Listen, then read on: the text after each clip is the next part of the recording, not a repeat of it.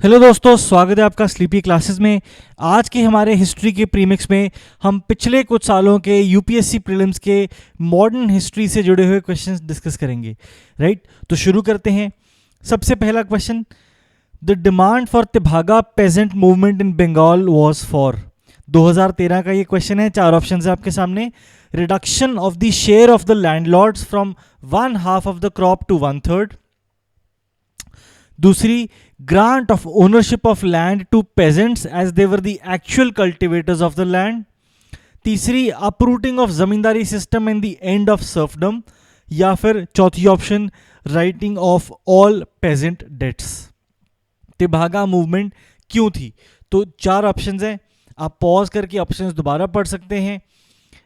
इसका आंसर आपके साथ डिस्कस करते हैं। आंसर है ए, कि 1/2 ऑफ क्रॉप शेयर जो देते थे पेजेंट्स, उसकी जगह पे 1/3 देने के लिए ये प्रोटेस्ट मूवमेंट थी। तो बेसिकली अर्ली 19th सेंचुरी में बंगाल में a class of rich peasants called jotedars emerge हुए।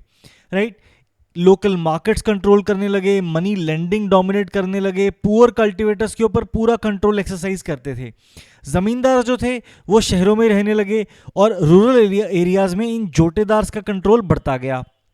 राइट, और जो पेजेंट थे, जो कल्टिवेटर्स थे, जो शेयर क्रॉपर्स थे, भागीदार जिनको कहा जाता था, वो हाफ क्रॉप इनको हैंड ओवर करते थे। प्रोड्यूस का आधा जोटेदार्स को देते थे।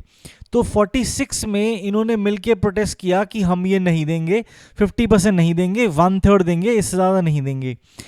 एक फ्लाउड कमीशन बिठाई थी गवर्नमेंट ने, उसने भी ये रिकमेंडेशन दी थी। उससे लोगों को, पेजेंट्स को हौसला भी मिला कि हम अपनी बात भी रख सकते हैं। गवर्नमेंट ने तो रख ही दी है हमारी बात। मोरओवर, जो ऑल इंडिया किसान सभा थी उस टाइम पे, जो पेजेंट विंग थी सीपीआई की, उससे इनको काफ़ी बढ़ावा मिला, काफ़ी सपोर्ट मिली। तो ये पेजेंट मूवमेंट थी तेभागा मूवमेंट बंगाल में।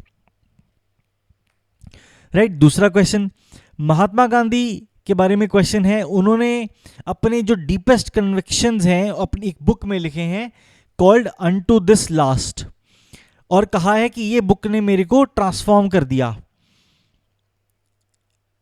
ये जो बुक है अनटू दिस लास्ट, ये क्या मैसेज दिया इसने महात्मा गांधी को? चार ऑप्शन है आपके सामने। Uplifting the oppressed and poor is the moral responsibility of an educated man. दूसरा, the good of individual is contained in the good of all. तीसरा, the life of celibacy in spiritual pursuit are essential for a noble life. या फिर तीनों ही सही हैं इस book के context में। इसका सही जवाब है B, the good of individual is contained in the good of all. तो अनटू दिस लास्ट जो है, 4 एसेस थे जो पब्लिश हुए थे 1860 में, लिखे थे जॉन रस्किन ने। Mahatma Gandhi came across this thing in 1904 और बहुत ही डीप इम्पैक्ट हुआ। Not 1904, even earlier than that. In fact 1904 में आई थिंक उन्होंने पढ़ी थी। एक ट्रेन ट्रिप पे थे, ट्रेन में एक किताब पढ़ी और जिंदगी बदल दी उस किताब ने उनकी। उसके बाद उन्होंने कहा कि इस बुक से जो मैंने सीखा है वो मैं अपनी ज़िंदगी में अप्लाई करूँगा। एक अपना न्यूज़पेपर पब्लिश करना शुरू किया, इंडियन ओपिनियन। राइट, उसमें सारे अपने व्यूज़ एक्सप्रेस लिखने शुरू किए। एक फार्म सेटअप किया जिसमें कोई सैलरी नहीं, कोई रेस नहीं, कोई नेशनैलिटी नहीं, लोग आके रहेंगे, काम करेंगे और बस उसमें रहेंगे। Right, then he was so deeply impacted कि ये बुक अनटू दिस लास्ट उन्होंने गुजराती में ट्रांसलेट करी 1908 में under the title Sarvodaya, well being of all. Right, basically unto this last, कि हर आखिरी आदमी जो है उसको भी बराबरी का हक मिले। तो एक तरीके से ये भी कहा जाता है कि सोशल इकोनॉमी के ऊपर one of the earliest discourse था जो ये लिखा था जॉन रस्किन ने। Right, moving on, next question. Usha Mehta की फ्रीडम स्ट्रगल के कॉन्टेक्स्ट में Usha Mehta is well known for what? चार ऑप्शन हैं। Running the secret Congress radio in the wake of quit India movement, participating in the second round table conference, leading a contingent of Indian National Army, assisting in the formation of interim government under Pandit Jawaharlal Nehru। इसका सही जवाब है A, running the secret Congress radio in the wake of quit India movement. तो उषा मेहता जो थी उन्होंने अपने कुछ एसोसिएट्स को इकट्ठा किया 14 अगस्त 1942 को और सीक्रेट कांग्रेस रेडियो शुरू किया। 27 अगस्त थे वो रेडियो ऑन एयर गया। गांधी जी के रिकॉर्डेड मैसेजेस या किसी और प्रोमिनेंट लीडर के रिकॉर्डेड मैसेजेस ये प्ले करते थे और अथॉरिटी से बचने के लिए कॉन्स्टेंटली ऑन द मूव रहते थे, अपनी लोकेशन चेंज करते रहते थे almost on a daily basis कि पकड़े ना जाएं। इवेंचुअली फिर भी the British administrative machinery was too powerful. 12 नवंबर 1942 को ये पकड़े गए एंड गिरफ्तार कर लिए गए all of the organisers of the secret Congress radio. Right, Usha Mehta का बहुत अहम योगदान रहा उस चीज में। देन नेक्स्ट क्वेश्चन, इनमें से कौन सी parties doctor B R Ambedkar ने सेटअप करी थी? Peasants and workers party of India, all India scheduled caste federation और तीसरी द इंडिपेंडेंट लेबर पार्टी। तो ये आपको पता है कि ये तो चांसेस हैं कि अंबेडकर ने ही करी होगी।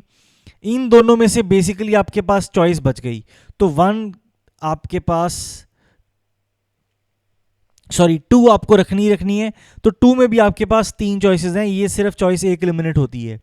इसका सही जवाब है 2 और 3, independent labour party and all India scheduled caste federation. Peasants and worker party of India नहीं सेटअप करी थी डॉक्टर अंबेडकर ने, इंडिपेंडेंट लेबर पार्टी और शेड्यूल कास्ट फेडरेशन। राइट, तो डिप्रेस क्लासेस फेडरेशन फाउंड करी थी 1930 में। Then independent labour party form करी 1935 में। इनमें से ये मर्ज हो गई आगे, led to the birth of और succeeded into all India scheduled caste federation in 1942। Then after independence Ambedkar ने कहा कि मैं एक रिपब्लिकन पार्टी ऑफ इंडिया बनाऊंगा। राइट, और ये जो शेड्यूल कास्ट फेडरेशन है उसको डिसमिस करके एक ऑल इंडिया कैरेक्टर की, एक ऑल कैटेगरीज ऑफ पीपल के लिए एक पार्टी बनाऊंगा, रिपब्लिकन पार्टी ऑफ इंडिया। 30 सितंबर 1956 को उन्होंने ये अनाउंसमेंट करी थी, बट ये पार्टी फॉर्म करने से पहले ही 6 दिसंबर 1956 को he passed away and could not form this party. But उनके जो फॉलोअर्स थे और बाकी जो एक्टिविस्ट थे उन्होंने इवेंचुअली ये पार्टी फॉर्म करी, the Republican party of India. Right, आखिरी सवाल आज का, कॉलोनियल रूल के टाइम पे होम चार्जेस जो थे, जो ड्रेन ऑफ वेल्थ कंस्टिट्यूट करते थे, उन होम चार्जेस का पार्ट क्या क्या थे? तो सबसे पहले ऑप्शन आपके पास, funds used to support the India office in London. दूसरा, funds used to pay salaries and pensions of British personnel engaged in India. तीसरा, funds used for waging wars outside India by the British. Options है आपके सामने, 1 and 2 only, 2 and 3 only, 1, 2 and 3 all of the above. इसका सही जवाब है B, 1 and 2। कैसे? अब इंडिया ऑफिस जो है लंदन में, वो डेफिनेटली एक तरीके से जो गवर्नमेंट है, होम चार्जेस हैं वो सपोर्ट कर रही है। देन जो ब्रिटिश पर्सनल इंडिया में इंगेज्ड है, उनकी सैलरीज, पेंशन्स, फर्लोज, वो सब भी इंडिया से ही जा रहा है। लेकिन जो Wars outside of India stage हो रहे हैं वो पब्लिक डेट का पार्ट है, पब्लिक डेट कंस्टिट्यूट करते हैं, बट होम चार्जेस नहीं है।